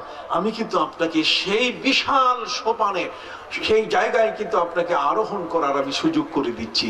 চিৎকার দিয়ে করুন না সুবহানাল্লাহ। সেই নবী মুহাম্মদুর রাসূলুল্লাহ সাল্লাল্লাহু আলাইহি ওয়াসাল্লাম, তাকে নিয়ে কাফেররা সিদ্ধান্ত যে তাকে হয়তো বন্দী করে রাখবে, না হলে তাকে হত্যা করবে, আর না হলে কি তাকে বের করে দেবে। আমার আল্লাহ বলছেন, তোমরা নবীকে নিয়ে চক্রান্ত করো আর আমি কৌশল করি, আমার নবীকে আমি বের করে আনবো, আমি তার পাহারাদার। আল্লাহ বলছেন, আমি তার কি বিশ্বনবী মদিনা মুনাওয়ারায় যাওয়ার আগ পর্যন্ত তার পাহারাদার ছিল। মদিনায় যাওয়ার পরে তিনি পাহারাদার নিয়োগ করেছিলেন যাতে অতর্কিত নবীর উপরে কেউ হামলা করে না বসতে পারে। এরপরই আল্লাহ পাক রব্বুল আলামিন কোরআনের এই আয়াত নাযিল করে নবীর নিরাপত্তা নিশ্চিত করে দিলেন। হে নবী, আর আপনার কোন নিরাপত্তা বলয় তৈরি করার দরকার নাই। দেশের প্রধানমন্ত্রী, দেশের প্রেসিডেন্ট, দেশের এই ধরনের ব্যক্তি, তাদের কত নিরাপত্তা বলয় থাকে। 5টা গেট পার হইয়া তারপর সালাম আলাইকুম দিতে হয়, কি বলেন ঠিক কিনা? তার আগে ঢোকার কোনো সুযোগ নাই। কিন্তু হে নবী, আপনি এমন এক মহান রাসূল, আপনার জন্য আমি আল্লাহ প্রতিটি মুহূর্তে পাহারাদার হয়ে গেলাম। যেখানে যাবেন সেখানে আমার নিরাপত্তা আপনার জন্য নিশ্চিত। পৃথিবীর কোন মানুষ আপনাকে কোনোদিন বাধা দিয়ে আটকাইতে পারবে না। সারা বিশ্বের সর্বত্র সব ওপেন করে দেয়া হলো। নবী, আপনি আপনার এই দ্বীনকে আপনি প্রচার করুন। সম্মানিত সুধী, সেই নবীর ধর্ম প্রচার করতে গিয়ে 40 বছরের মাথায় যখন তিনি আল্লাহর পরিচয় তুলে ধরলেন, ইয়া আইয়ুহান নাসু কুলু লা ইলাহা ইল্লাল্লাহ তুফলিহু, তোমরা বলো আল্লাহ ছাড়া কোনো মাবুদ নাই। আরবরা বলল যে মুহাম্মদ এখন আর বিশ্বাসী না, কাজে আমার নবীর আলামিন নাম তারা কেটে দেওয়ার চিন্তা করলো। আমার আল্লাহ বলছেন, আমার নবী আলামিন তার নাম কেটে দিবে হবে না। যেই জমিনে নবী জন্ম নিয়েছেন তার পায়ের দাম এত বেশি, যেই মাটিতে তিনি হাঁটছেন সেই মাটিটা নবীর পা পড়লে ওই মাটির দাম বাইরে যায়। কতক্ষণ না মাটির দাম কি কে পা রাখছে? নবী। লা উকসিমু বিহাদাল বালাদ ওয়া আনতা হিল্লুম বিহাদাল বালাদ, হে নবী মক্কার জমিনের কসম খেলাম এই কারণে যেহেতু ওয়া আনতা হিল্লুন, আপনি হিল্লুন, আপনি কদম রেখেছেন, আপনি এখানে অবতরণ করেছেন, এই জায়গায় আপনি পা রেখেছেন, মক্কার দাম বেড়ে গেল। মক্কার দাম নবীর কদম পড়ার কারণে যখন বেড়ে গেছে, আল্লাহ বলছেন আপনার আলামিন নামটা যারা কেটে দিয়েছে ওদেরকে আমি উচিত শিক্ষা দিচ্ছি, এই নাম কিয়ামত পর্যন্ত কেউ কাটতে পারবে না। পড়ুন বিসমিল্লাহির রহমানির রহিম, ওয়াত-তিনি ওয়াজ-যাইতুন وطور سينين وهذا البلد الأمين وهذا البلد الأمين, এই মহান এই স্থানটি যেটি আমানতের মূল কেন্দ্র, বিশ্বনবী আপনাকে আমি এখানে আপনার আলামিনটাকে জীবিত রাখলাম। নবীজি জিবরিলকে বললেন, ভাই জিবরাইল, তোমারও সূরা তওবার শেষ নাই মুখস্থ, আর আমারও নাই, তুমিও আমিন মুতাইন সাম্মা আমিন, আর আমিও আলামিন, দুই আমিনের আমানত তো শেষ হয়ে গেল, কি উত্তর দিব? কাজেই ভাই জিবরাইল আর যাওয়া নাই, তোমাকে রাখতে তো আমার অসুবিধা নাই, তার কারণ তুমি খাওয়া দাওয়া খাও না, আমার তো এক্সট্রা কোনো খরচ নাই, কাজে আমার ঘরে থাকতে হবে।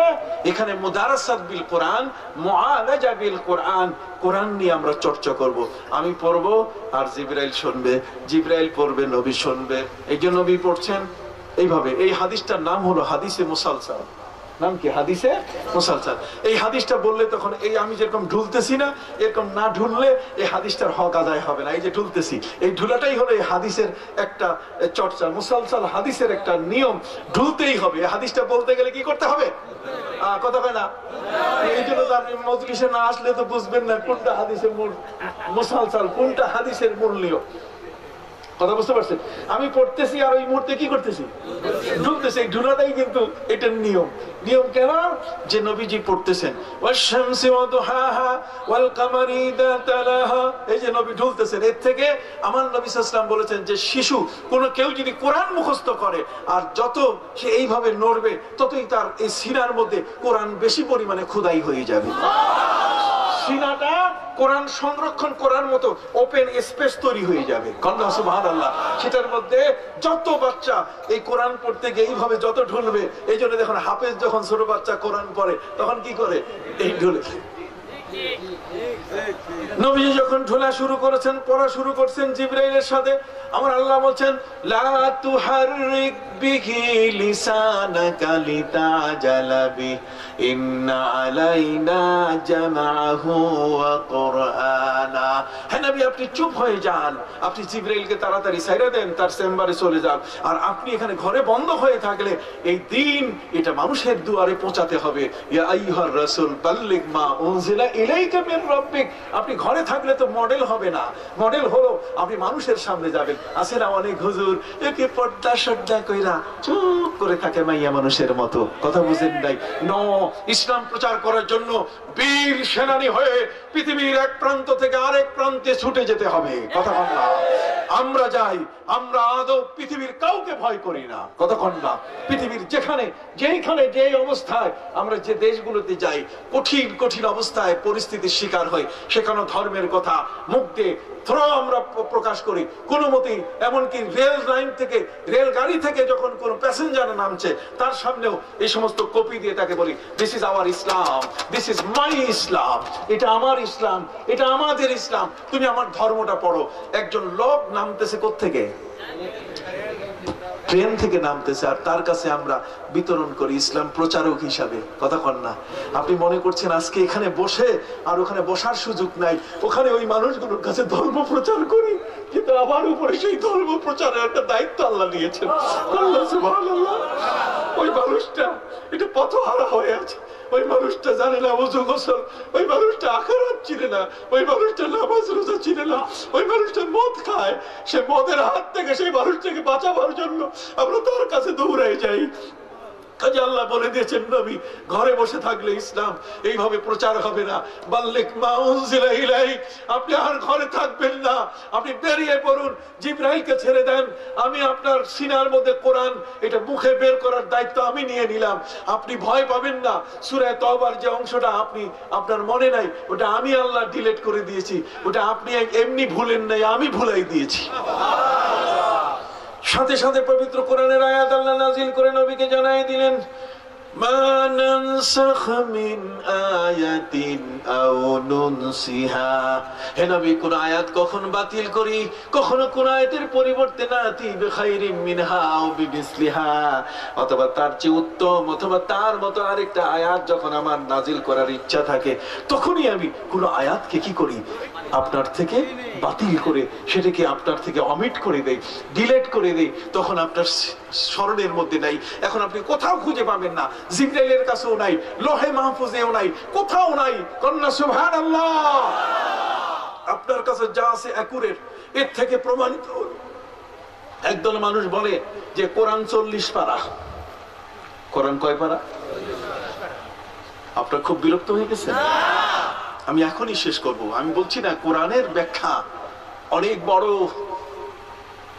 কেউ কেউ দাবি করে বসে যে কোরআন 40 পারা, 30 পারা আছে আর 10 পারা এটা লুকাই গেছে। এটা কার কাছে? এটা হযরতে আলীর কাছে আছে। এই জন্য হযরতে আলী 10 পারার কোরআন তার কাছে লুকানো অবস্থায় আছে, কোরআন 40 পারা। এটা সম্পূর্ণ মিথ্যা কথা। কারণ এখানে আল্লাহ তার নবীকে বলছেন ফাইল ওয়াইল্লাম তাফআল ফামা বাল্লাগতা রিসালা। আপনি আল্লাহর দেওয়া অর্পিত যা আছে সব আপনি প্রচার করেছেন, কোন একটা অংশ আপনি বাকি রাখেন নাই। যে কারণে বিদায় হজে আমার নবী হাত উঁচু করে বলেছেন, আল্লাহুম্মা হাল বাল্লাগতু, আল্লাহ আমি কি আমার দায়িত্ব পালন করেছি? আল্লাহুম্মা হাল বাল্লাগতু, আমি কি দায়িত্ব পালন করেছি? আমি কি নারীদের স্বাধীনতার কথা বলেছি? আমি কি মদের মটকা ভাঙতে পেরেছি? আমি কি সেই পূজার বেদিটাকে আমি কি তছনছ করতে পেরেছি? আমি কি লটারি, ভাগ্য নির্ধারণী তীরগুলোকে, এগুলো যে শয়তানি কাজ, এই বিষয়টাকে আমি জাতির সামনে তুলে ধরতে পেরেছি? আমি কি সমাজের মধ্যে ওই মা, মেয়ে এবং স্ত্রীর মধ্যে পার্থক্য জ্ঞান করার জন্য তাদের মধ্যে ইসলামের বিধানকে আমি জারি করতে পেরেছি? আমি কি সেখানে মহারানা সহ নারীর অধিকার, পুরুষের অধিকার, সেই বিষয়গুলোকে আমি সাব্যস্ত করতে পেরেছি? আমি কি বন্দি নীতি, আমি কি স্বরাষ্ট্র নীতি, আমি কি পররাষ্ট্র নীতি, মানব জীবনের যত নীতি আছে, বাল্লিগ মা উনজিলা ইলাইকা মির রাব্বিক, মানব জীবনের দোলনা থেকে কবর পর্যন্ত, কতক্ষণ না, দোলনা থেকে কবর পর্যন্ত কোন বিষয়কে আমি বাকি রেখেছি? কাকে জিজ্ঞেস করছেন? জোরে বলেন কাকে? ওয়াত্তিনি ওয়াজ-যাইতুন ওয়া তুরি সিনিনা ওয়া হাযাল বালাদিল আমিন, ওয়া হাযাল বালাদিল আমিন। এই মহান এই স্থানটি যেটি আমানতের মূল কেন্দ্র, বিশ্বনবী আপনাকে আমি এখানে আপনার আল আমিনটাকে জীবিত রাখলাম। নবীজি জিবরিলকে বললেন, ভাই জিবরাইল, তোমারও সূরা তওবার শেষ নাই মুখস্থ, আর আমারও নাই, তুমিও আমিন, মুতাইন সাম্মা আমিন, আর আমিও আল আমিন, দুই আমিনের আমানত তো শেষ হয়ে গেল, কি উত্তর দিব? কাজেই ভাই জিবরাইল, আর যাওয়া নাই, তোমাকে রাখতে তো আমার অসুবিধা নাই, তার কারণ তুমি খাওয়া দাওয়া খাও না, আমার তো এক্সট্রা কোনো খরচ নাই, কাজে আমার ঘরে থাকতে হবে। এখানে মুদারাসাত বিল কোরআন, মুআলাজা বিল কোরআন, কোরআন নিয়ে আমরা চর্চা করব, আমি পড়বো আর জিবরাইল শুনবে, জিবরাইল পড়বে, নবী শুনবে। এই যে নবী পড়ছেন এইভাবে। এই হাদিসটার নাম হলো হাদিসে মুসালসাল। নাম কি? হাদিসে মুসালসাল। এই হাদিসটা বললে তখন এই আমি যেরকম ঢুলতেছি না, এরকম না ঢুললে এই হাদিসটার হক আদায় হবে না। এই যে ঢুলতেছি, এই ঢুলাটাই হলো এই হাদিসের একটা চর্চা, মুসালসাল হাদিসের একটা নিয়ম, ঢুলতেই হবে। এই হাদিসটা বলতে গেলে কি করতে হবে? কথা হয় না? এই জন্য তো আপনি মজলিসে না আসলে তো বুঝবেন না কোনটা হাদিসের মূল মুসালসাল, কোনটা হাদিসের মূল নিয়ম। কথা বুঝতে পারছেন? আমি পড়তেছি আর ওই মুহূর্তে কি করতেছি? ঢুলতেছি। এই ঢুলাটাই কিন্তু এটার নিয়ম। নিয়ম কেন?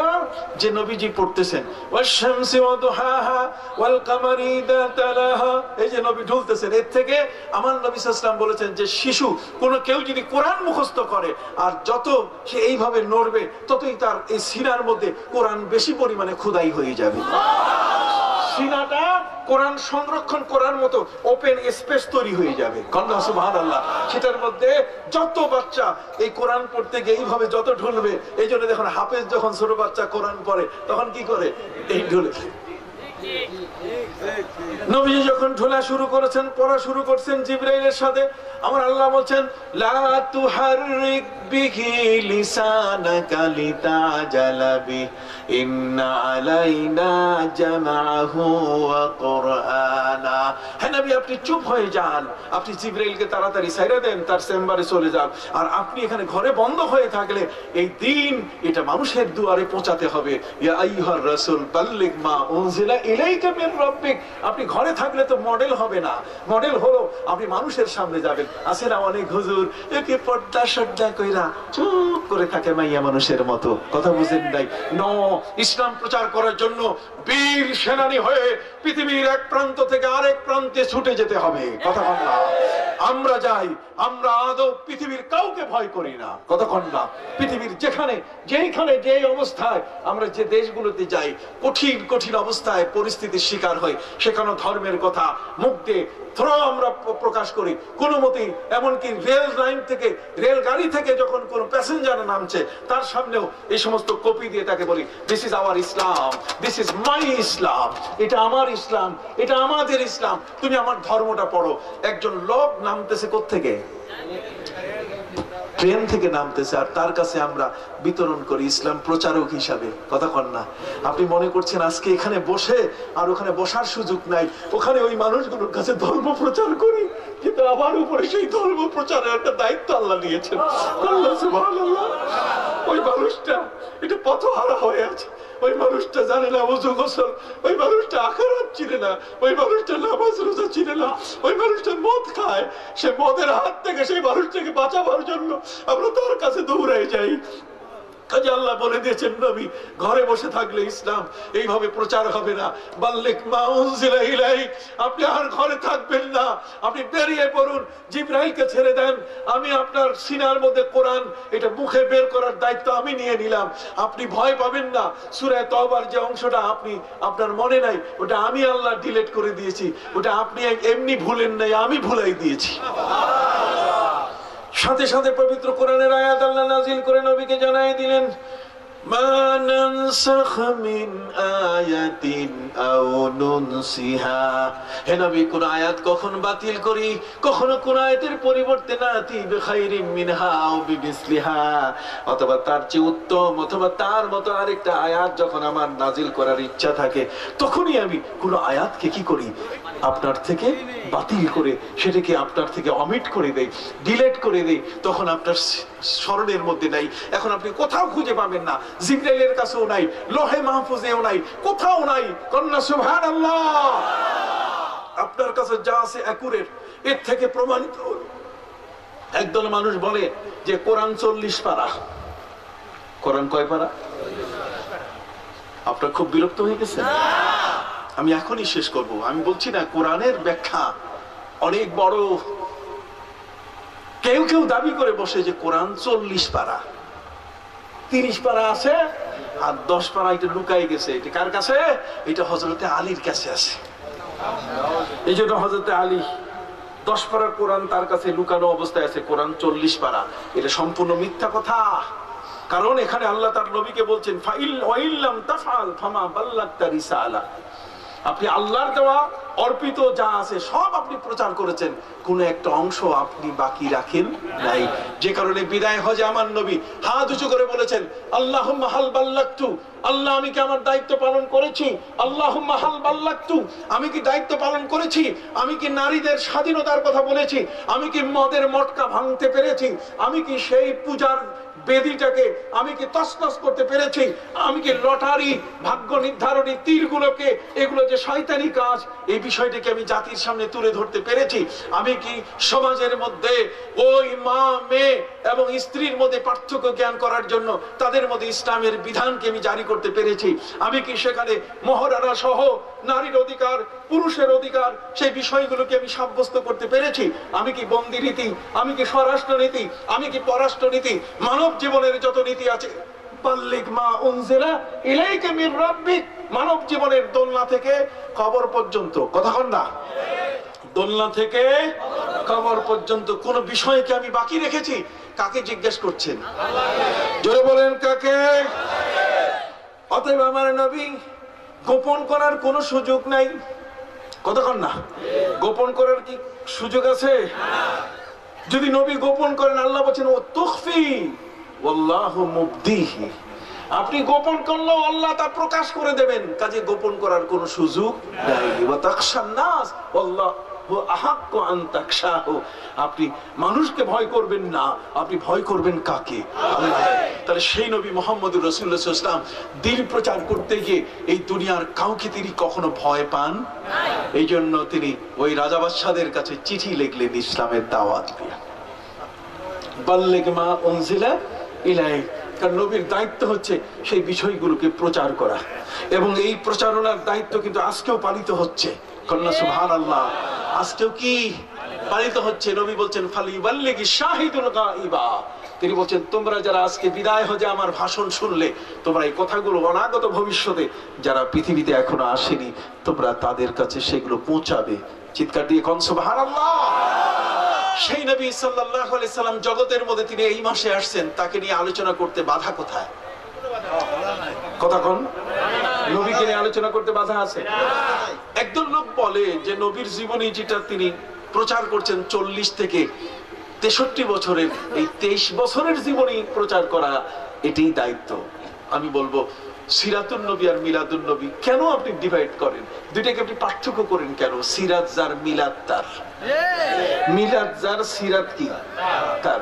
আমার নবী যখন শিশু, দাইমা হালিমা যখন তাকে নিয়ে গেলেন, দাইমা হালিমার কোলে যখন আমার নবীজি দাইমা হালিমার কোলে থেকে বিশ্ব নবী দাইমা হালিমার একটা দুধ পান করেছেন আর একটা দুধ ভাইয়ের জন্য রেখে দিয়েছেন। তাহলে এটা কি নবীর সিরাত না? এটা কি নবীর আদর্শ না? একটা দুধ পান করেছেন আর একটা দুধ ভাইয়ের জন্য রেখে দিয়েছেন। তখন বয়স কি 40 বছর ছিল? এই যেমন বুঝের পার্থক্য।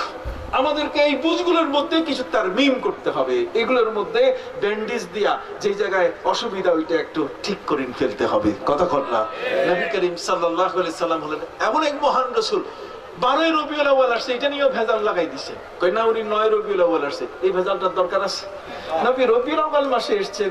ইবনে আসাকির, ইবনে হিশাম, ইবনে ইসহাক সবাই বলছে নবী 12 রবিউল আউয়াল। ইবনে হাজার আসকালানী পর্যন্ত বলছেন সেখানে ভেজাল লাগাইয়া যাতে এই দিকে কেউ না যায়। আবার বলছেন নবী যেদিনে জন্ম নিয়েছেন সেদিনে তিনি মৃত্যুবরণ করেছেন। কাজেই তোমরা যদি জন্মদিন পালন করো তাহলে মৃত্যুদিন পালন করো না কেন? সম্মানিত শুধু আপনারা জানেন, খুব মনে রাখবেন, মৃত্যু দিবস পালন করা শরীয়তে কি নাই? জায়েজ নাই। একজন ব্যক্তি যদি মারা যায় তাহলে সেই মারা যাওয়ার 3 দিন পর্যন্ত শোক পালন করতে হবে। শোক লম্বা করা যাবে না। যদি শোকটাকে লম্বা করেন তাহলে পৃথিবীর মধ্যে আপনার আল্লাহর নিজাম, আল্লাহর যে উদ্দেশ্য সেটা ব্যাহত হয়ে যাবে। শোকটাকে লম্বা করা যাবে না, শান্তিটাকে লম্বা করতে হবে। কতক্ষণ না? শান্তিটাকে প্রলম্বিত করতে হবে, শোকটাকে লম্বা করা যাবে না।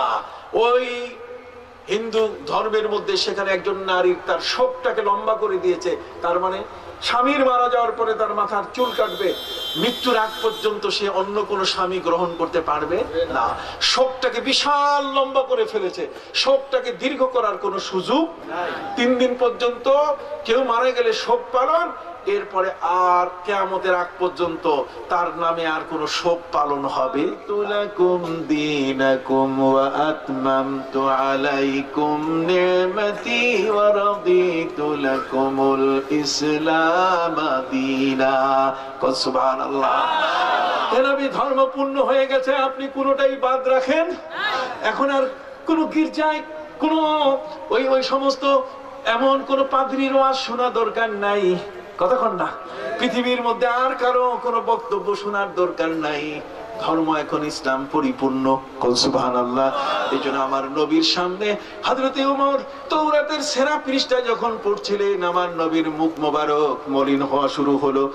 হযরত আবু বকর সিদ্দিক রাদিয়াল্লাহু তাআলা তিনি ওমর ফারুকের হাত ধরে বলেন, ওমর তুমি শুধু তাওরাতের সেরা পৃষ্ঠাটা পড়তেছো, তুমি কি নবীজির চেহারা মোবারকের দিকে তাকাইছো? হযরত ওমর দেখে নবীজির চেহারা মোবারক দেখে তিনি ভয় পেয়ে গেলেন, নবী গোসা হয়ে গেছেন। তিনি হাত জোর করে বলেন, হুজুর ক্ষমা চাই, আমি কি বেয়াদবি করছি আপনি বলেন।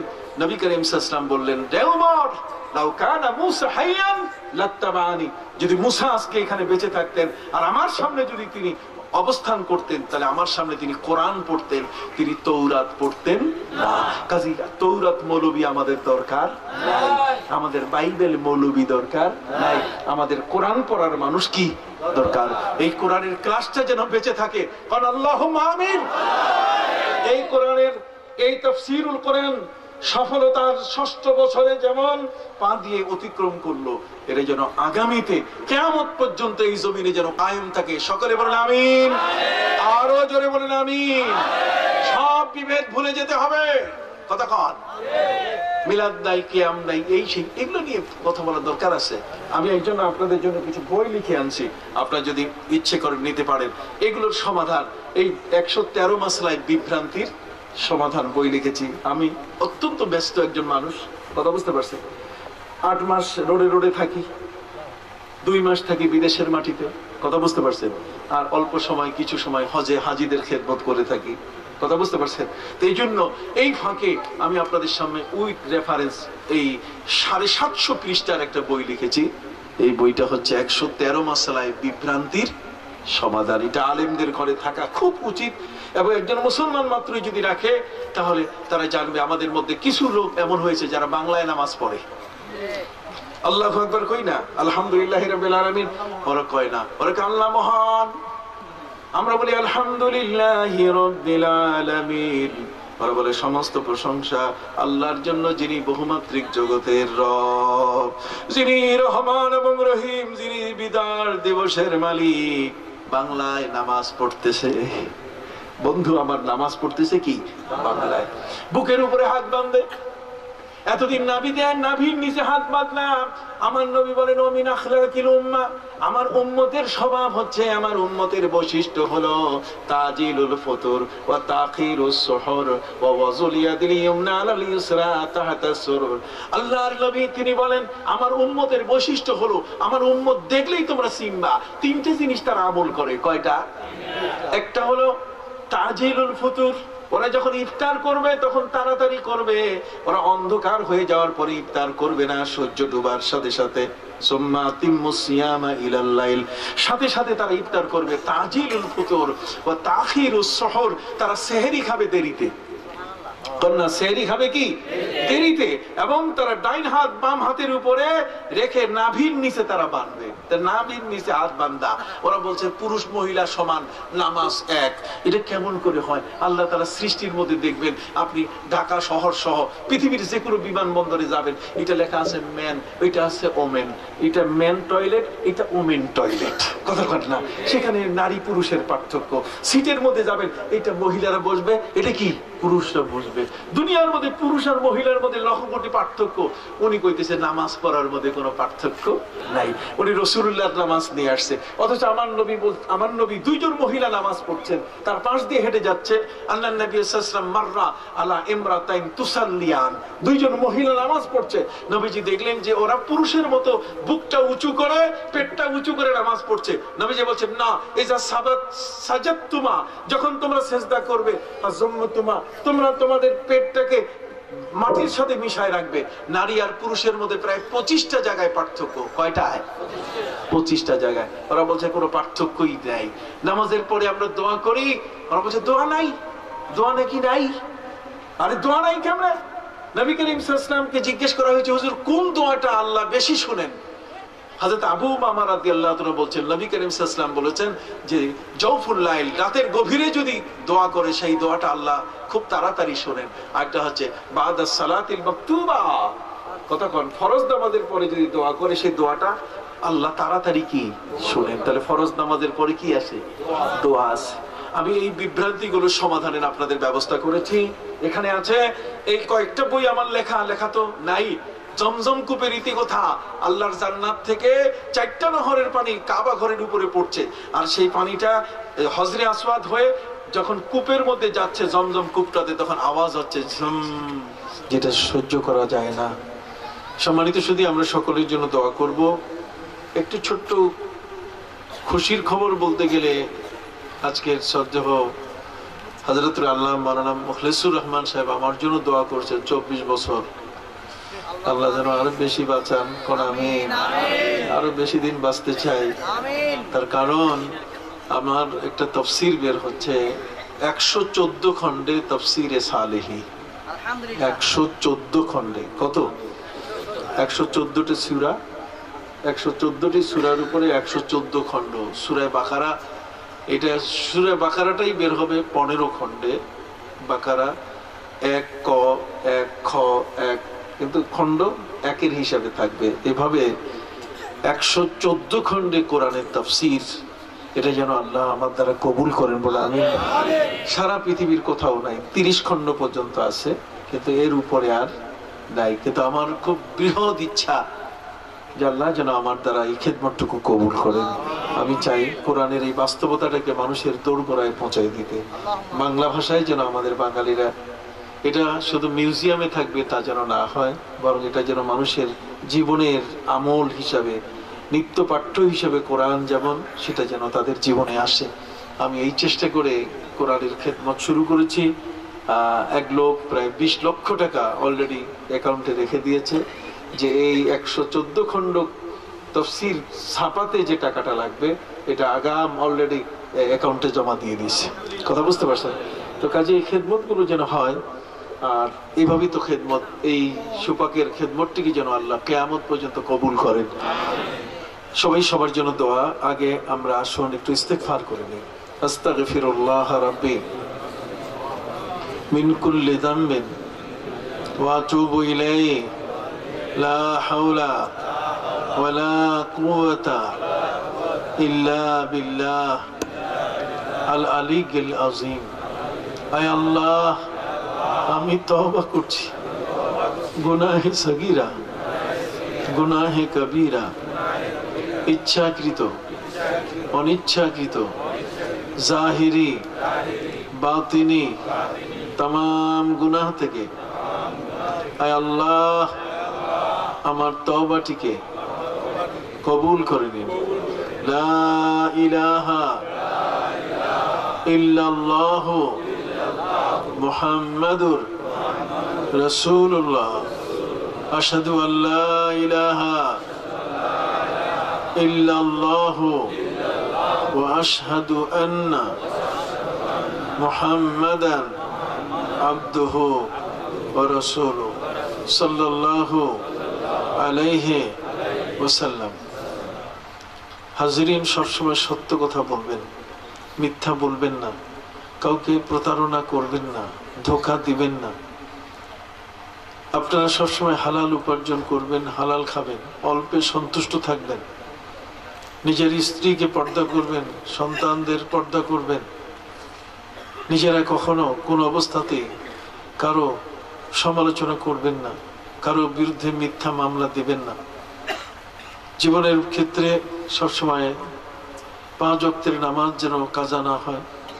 আপনাদের জীবনে যেন এই ধরনের ফরজ ইবাদতগুলো যেন কখনো নষ্ট না হয়, সেদিকে আপনারা খেয়াল রাখবেন। রোজার সময় রোজা, হজ যাদের উপর ফরজ হয়েছে তারা ফরজ হজ আদায় করবেন। এরপরে প্রতিবেশীর সাথে ভালো ব্যবহার করবেন। নিজের সন্তানদের মাদ্রাসায় পড়াবেন, কোরআনী শিক্ষা আগে দেবেন, তারপরে যেখানে দেন। একটি সুন্দর নাম রাখবেন সন্তানদের। এই সন্তান এই নামের কারণে আল্লাহর জান্নাতে চলে যাবে। আর এই মাহফিলটিতে সবসময় আপনারা নেক নজর রাখবেন, আল্লাহ যেন কবুল করেন। বিদেশি যাদের যাদের জন্য দোয়া চাওয়া হয়েছে সবার জন্য দোয়া। আল্লাহুম্মা আমিন। ربنا ظلمنا أنفسنا وإن لم تغفر لنا وترحمنا لنكونن من الخاسرين ربنا لا تزغ قلوبنا بعد إذ هديتنا وهب لنا من لدنك رحمة إنك أنت الوهاب ربنا لا تدع لنا ذنبا إلا غفرته ولا عيبا إلا سترته ولا هما إلا فرجته ولا دينا إلا أديته ولا مريضا إلا شفيته ولا حاجة من حوائج الدنيا والآخرة إلا قضيتها يا أرحم الراحمين رب العالمين আয় আল্লাহ, মান্যবর এমপি সহ রব্বুল আলামিন শ্রদ্ধেয় চেয়ারম্যান, আল্লাহ আইন প্রশাসনের সাথে সম্পৃক্ত ব্যক্তিবর্গ সহ মুরব্বিয়ানে ইকরাম, সহবসী ভাইয়েরা, যুবকরা, কলিজার টুকরা, ছোট ছোট শিশুরা, পর্দার আড়ালে মা বোনরা পর্যন্ত এই 3 দিন ব্যাপী তাফসীরুল কোরআন মাহফিল তারা শুনেছেন। রব্বুল আলামিন আইবারে গাহেলা মেহেরবানি করে তাদের উপস্থিতিকে আল্লাহ আপনি কবুল ও মঞ্জুর করে নেন।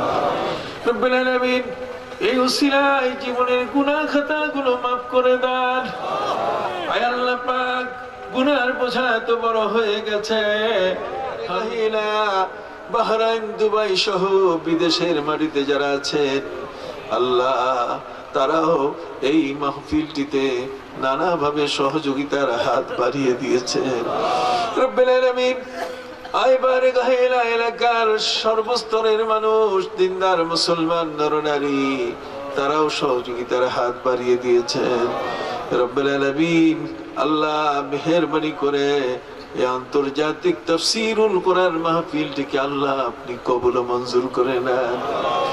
রব্বুল আলামিন বারে গাহেলা কানায় কানায় ভরে যাওয়া মানুষগুলো এই গভীর রজনী পর্যন্ত বসে আছেন আল্লাহ, এই পৃথিবীর জমিনে কোথাও না কোথাও আপনার ওলি দরবেশ বান্দারা এই মুহূর্তে সেজদায় পড়ে আছে আল্লাহ, তাদের দোয়াগুলোর সাথে আজকের আমাদের হাতের দোয়াগুলো কবুল করে নেন। রব্বুল আলামিন এই মুহূর্তে মক্কা আল মুকাররমার কাবা ঘরের চতুর্দিকে যারা তওয়াফ করছেন আর দোয়া মুনাজাত করছেন, আল্লাহ তাদের দোয়া মুনাজাতের সাথে আজকের এই সুপাকের দোয়াটি আল্লাহ কবুল করে নেন। রব্বুল আলামিন গুনার বোঝাগুলো কাঁধে নিয়ে আপনার শাহী দরবারে হাত পেতেছি মাবুদ। আল্লাহ এই মুহূর্তে যারা কাবার কর্নারে হাজরে আসওয়াদ চুমু দিতে দিতে দোয়া করছেন, যারা কাবা ঘরের মুলতাজামের সাথে নিজকে মিশিয়ে যারা দোয়া করছেন, মাবুদ কাবা ঘরের চৌকাঠ ধরে যারা দোয়া করছেন, আল্লাহ তাদের দোয়াগুলোর সাথে সুপাকের আন্তর্জাতিক তাফসীরুল কোরআন মাহফিলের দোয়াটি আল্লাহ কবুল করে নেন। রব্বুল আলামিন আইমারে গাহিলা কিয়ামতের ময়দানে যদি কোন একটি বিষয়ের প্রশ্ন শুরু হয়ে যায়, আয় আল্লাহ আসামি হওয়া ছাড়া আর কোনো উপায় নাই, বাঁচার কোনো পথ আর খুলে আসবে না। রব্বুল আলামিন আল্লাহুম্মা হাসিবনি হিসাবান ইয়াসীরা, আল্লাহুম্মা হাসিবনি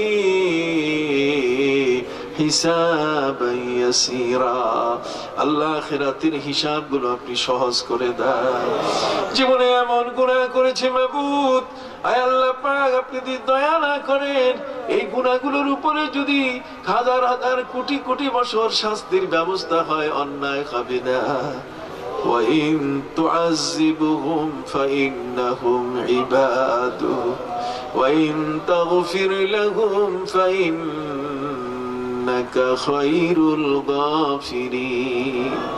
আয় বারে গাহিলা যদি আপনি শাস্তি দেন তাহলে করার কিছু নাই, আর যদি আপনি ক্ষমা করে দেন আল্লাহ আপনি তো উত্তম ক্ষমাকারী, এতে কোনো সন্দেহ নাই। রব্বুল আলামিন আপনি তো মহাপরাক্রমশালী। দয়া করে ছোট ছোট শিশু বাচ্চারা আমাদের মাঝে বসে আছে, আল্লাহ ওদের মুখের দিকে তাকাইয়া আমাদেরকে আপনি মাফ করে দেন। আয় মা বোনেরা স্বামীর ঘরে বাবার ঘরে যারা সব সময় হালাল খাবার খায়, আল্লাহ তারাও আজকের দোয়ায় হাত পেতেছেন, আল্লাহ দয়া করে আপনি তাদের হাতের বরকতে আজকের দোয়াটি কবুল করে নেন। রব্বুল আলামিন আইবারে কাহিলা ওই মাকাম ইব্রাহিমের পাশে যারা দাঁড়িয়ে দোয়া মুনাজাত করছেন, হাতিমে কাবার ভেতরে সিজদায় পড়ে যারা দোয়া মুনাজাত করছেন, কাবা ঘরের ছাদের পানি যে নালা বেয়ে নিচে পড়ে মিজাবে রহমতের নিচে বসে কাবা ঘরের গেলাম ধরে যারা দোয়া করছেন, আল্লাহ তাদের দোয়াগুলোর সাথে আমাদের আজকের দোয়াটি কবুল করে নেন। রব্বুল আলামিন সাফা মারওয়ার মাঝখানে যারা সাই করতে করতে দোয়া করছেন, মাবুদ মদিনা মুনাওয়ারা এই মুহূর্তে নবীজির রওজা পাকে দাঁড়িয়ে যারা আদবের সাথে নবীকে সালাম দিতে দিতে দোয়া মুনাজাত করছেন, আল্লাহ তাদের মকবুল দোয়াগুলোর সাথে আমরা গুনাহগারের দোয়া আল্লাহ আপনি কবুল ও মঞ্জুর করে নেন। রব্বুল আলামিন আইবারে গাহিলা মাবুদ মাওলা 3 দিন ব্যাপী আন্তর্জাতিক তাফসীরুল কোরআন মাহফিলে যা কিছু নসিহত হলো, আলিম উলামা যা কিছু বক্তব্য রেখেছেন, এবারে গাহিলা এই মাহফিলটির আয়োজনে এত সুন্দর প্যান্ডেল মঞ্চ যারা তৈরি করলেন, পোস্টার প্রচার পত্র যারা ছাপিয়ে আল্লাহ বিতরণ করলেন লাগালেন, আল্লাহ যারা মাইকিং করলেন, রব্বুল আলামিন আপনার মহান দরবারে ফরিয়াদ তাদের পরিবার বর্গ, তাদের মা বাবা আপনজন জিন্দা মুর্দা আপনার রহমতের হাতে সুপুর্দ করলাম। আয় আল্লাহ দয়া করে সবাইকে আপনি মাসুম বেগুনাহ বানায় দেন, আল্লাহ দয়া করে তাদের সবার জীবনের গুনাহ খাতাগুলো মাফ করে দেন। রব্বুল আলামিন খাস করে বিদেশ প্রবাসী যারা আল্লাহ প্রবাসে যারা অবস্থান করছেন, বাহরাইন দুবাই সহ আল্লাহ আপনার মহান দরবারে ফরিয়াদ, সৌদি আরব আরব আমিরাত আল্লাহ যারা যেখানে আছেন রব্বুল আলামিন তাদের দান অনুদান গুলো কবুল করে নেন।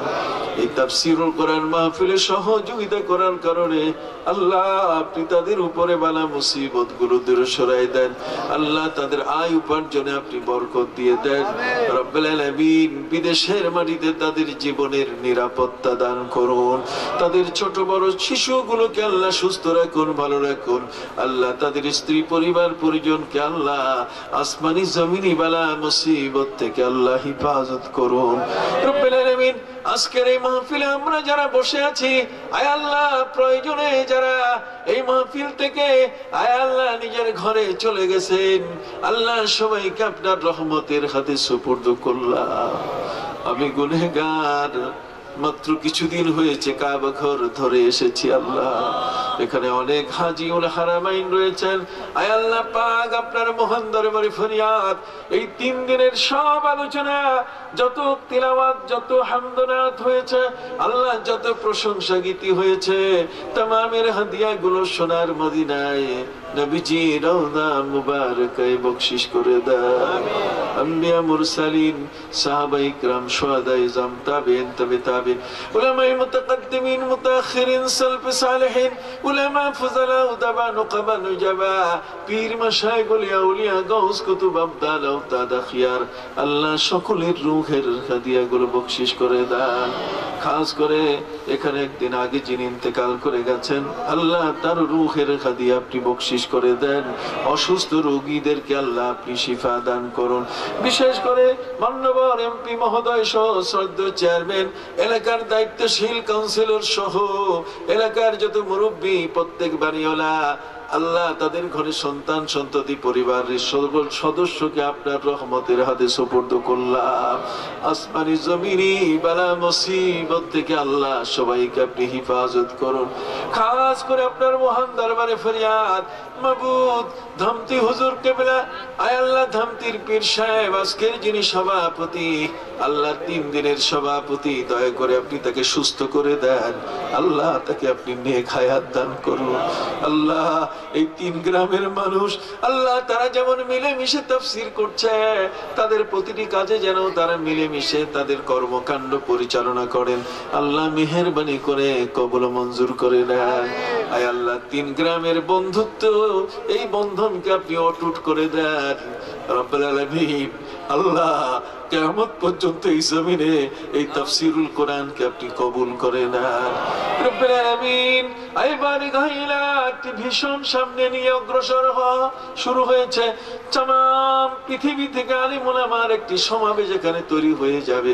আল্লাহ এই কোরআনের বরকতে সেই সমাবেশ আগামী 24 বছর সময় লাগবে এই কোরআনের তাফসীর, আয় আল্লাহ এর আনুষ্ঠানিকতা সংক্ষিপ্তভাবে তাফসীর শেষ করতে আল্লাহ মেহেরবানি করে গোটা কোরআনের মুকাম্মাল তাফসীর শেষ করার তৌফিক দান করুন রব্বুল আলামিন। যাদের জন্য যেভাবে দোয়া চাওয়া হয়েছে সবার জন্য দোয়াগুলো কবুল করে নেন।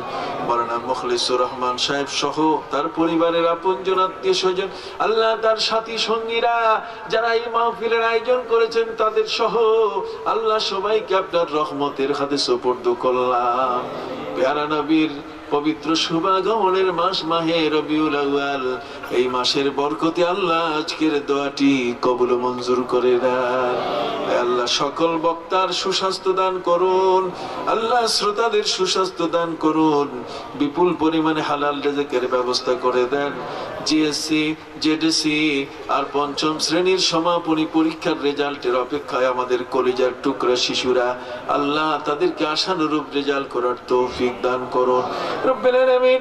আয় বারিক হাইলা মাবুদ মাওলা, খাস করে বেনামাজিকে আপনি নামাজি বানাই দেন, আল্লাহ বেরোজগারকে রোজাদার বানাই দেন, আল্লাহ পথহারাকে আপনি সিরাতুল মুস্তাকিম দেখাই দেন রব্বুল আলামিন। খাস করে যারা এখানে এসেছি তারা যেন কোরআনের সকল আলোচনা সিনায় বহন করে নিতে পারি, জীবনে যেন আমল করতে পারি, আল্লাহ আপনি কবুল করে নেন।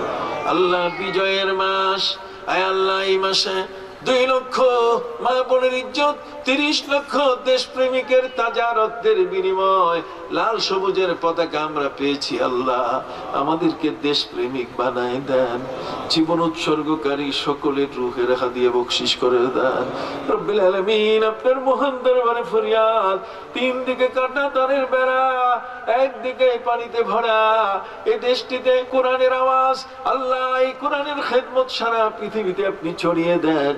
কোন দুষ্ট দুরাচার যেন দেশটির বিন্দু পরিমাণ ক্ষতি করতে না পারে।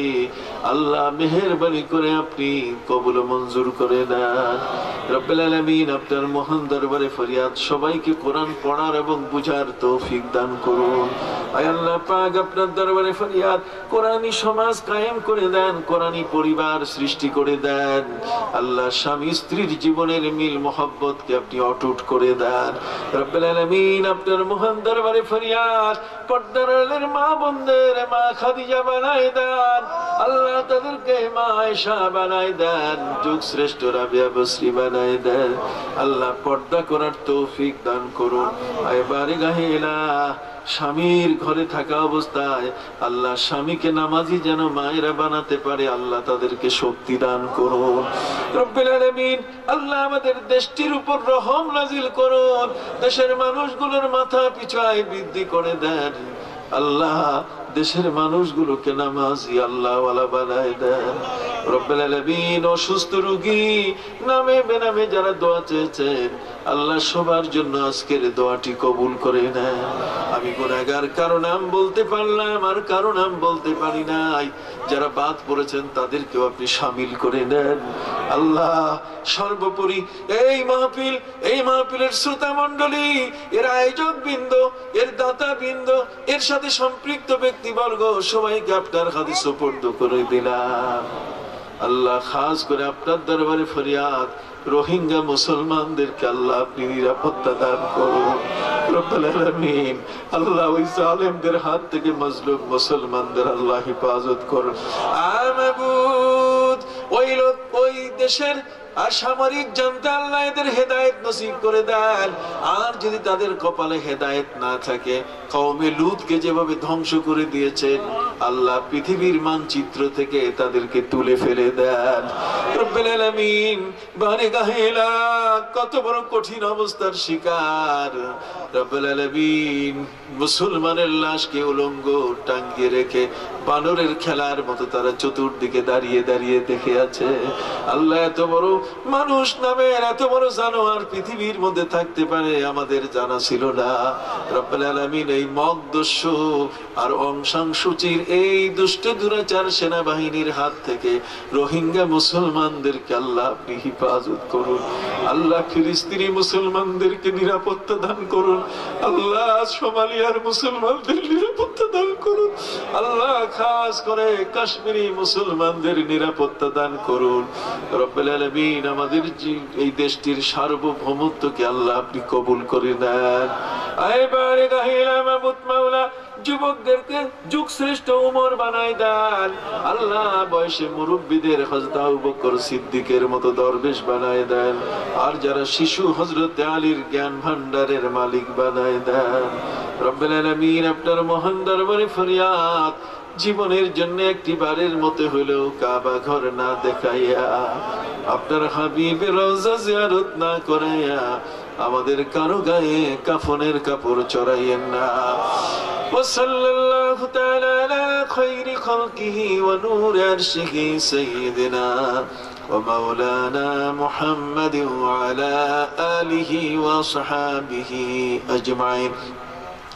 سبحان ربك رب العزة عما يصفون وسلام على المرسلين والحمد لله رب العالمين بحرمة لا إله إلا الله ومحمد رسول الله. السلام عليكم ورحمة الله وبركاته.